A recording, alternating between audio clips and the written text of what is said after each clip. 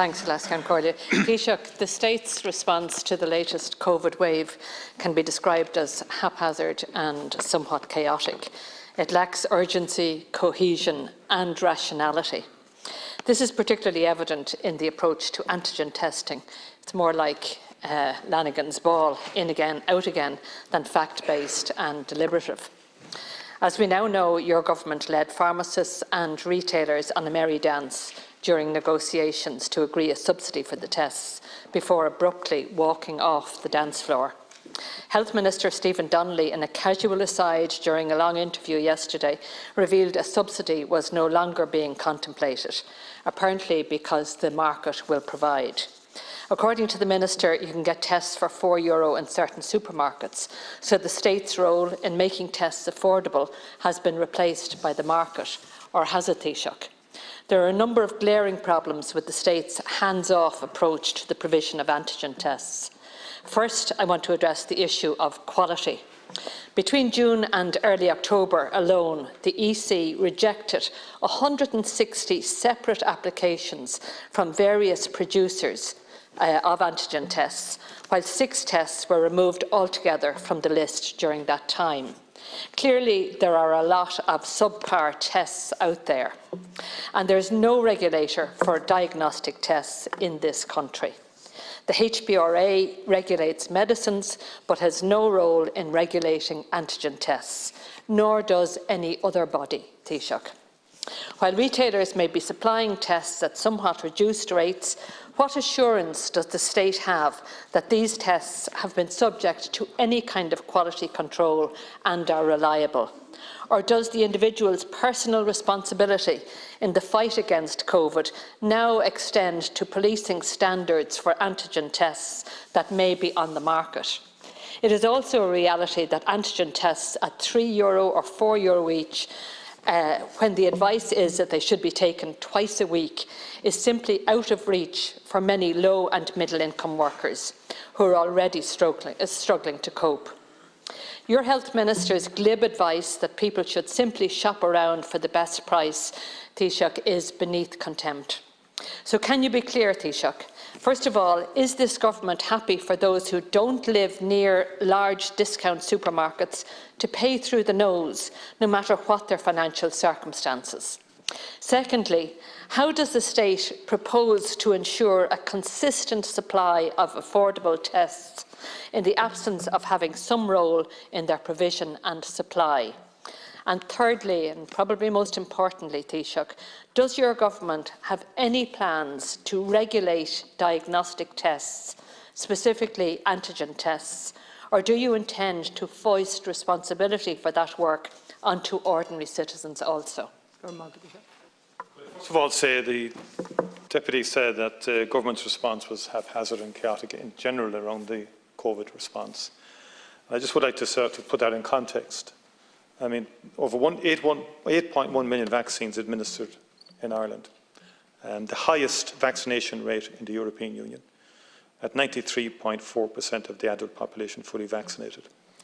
And today, the Executive Director of the EMA outlined how Ireland has the highest vaccination rate in Europe, and, quote, deaths per 1 million population over the last 14 days were 15, but in 2 other EU countries with vaccination rates of less than 50%, the equivalent death rates were over 250 per 1 million of its population.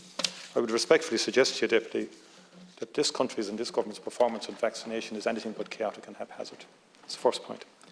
And the plan this week is to administer in the region of 220,000 to 240,000 vaccines. That's primary vaccine and, of course, the booster vaccine. Already 800,000 boosters have been administered. 212,000 free lab tests were completed in the last 7 days. 212,000 in the last 7 days, the highest volume of lab tests completed to date in a 7-day period. Approximately 1.1 million tests have been conducted in the past 6 weeks. Total expenditure on testing and tracing in the pandemic is now at about 846 million. Since the 28th of October, 93,346, or now it's closer to 100,000 now, as of today, are close contacts who have used antigen tests. So we've sent out 100,000 free to close contacts antigen tests. Antigen testing of close contacts in schools has commenced. 8,000 were dispatched yesterday alone, all free of charge. And yes, we did engage with leading retailers in order to achieve a price target of between €2 to €3 for antigen tests. And in our view, what we now have, if you take, for example, the cereal testing that is also free in respect of agriculture, well over 100,000 free tests have been used there in terms of food production centres, and then universities and the third level sector have been using antigen free as well. I think we have a very targeted and effective, but also in terms of the quality of the test and so on. There are established tests which the major multiples adhere to. And this is, Europe has published a guide in respect of, the European Commission has, and has given advice to Member States in respect of the range of quality tests that are currently on the market. And the broader picture, as you know, is that the public health authorities have not been as enthusiastic as you would be, and I would support your position on the use of antigen testing. I actually think where we are now is a very significant advance, and where we have been previously during the pandemic. Taoiseach, I won't mention lack of capacity in testing, chaotic scenes at the vaccination centres, or the lack of action in relation to ventilation in schools. I raised questions specifically in relation to the antigen tests. How can you guarantee affordability, and how can you guarantee quality? And it's important to just quote from the current European directive, which means that the performance of antigen tests is self-assessed by the manufacturers prior to their release. And to quote from the Mary Horgan group, which examined this whole issue, it is made very clear that the group does not recommend specific tests for use, but therefore it's important that we ensure that there is robust, ongoing monitoring and evaluation of the performance of these tests. So how do you propose to ensure that there is ongoing, robust monitoring of these tests to ensure quality standards? Because at the moment, the market decides the price, and if people are chasing a low price, it is inevitable that there will be poor quality tests coming on the market, given the lack of regulation in this area.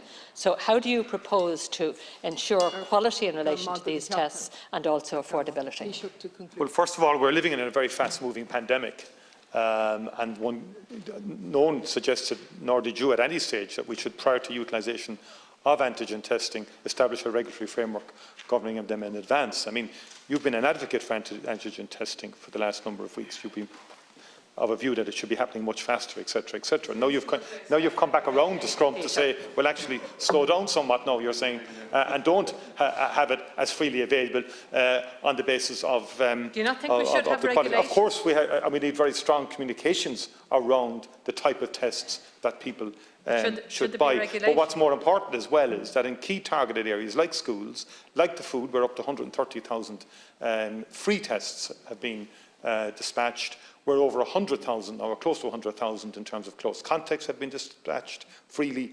So in key target groups, they're free, and they have been free, and they will continue to be free, as I went through all the different sectors where that currently is happening. But then more generally then, I think the price range now has come way down because of engagement from €2 up to €3, which I think is a very significant advance. But always remember that PCR testing remains our core response, and we have 210,000 given out free and done free properly. So last week. Moving on.